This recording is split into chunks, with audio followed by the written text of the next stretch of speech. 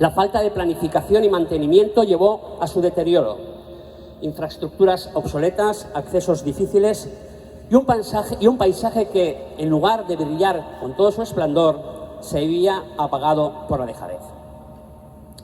Fue hace más de 2 décadas que el Ayuntamiento inició la tramitación urbanística para proteger y recuperar este entorno.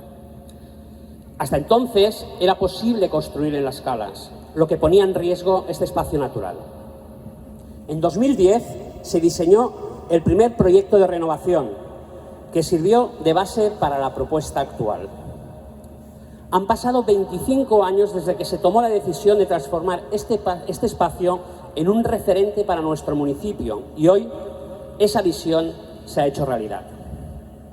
Gracias a una inversión de más de 11 millones de euros, financiada íntegramente por el Ministerio de Transición Ecológica a través de los fondos Next Generation, hemos conseguido conectar y dar continuidad al litoral de Miami Platja.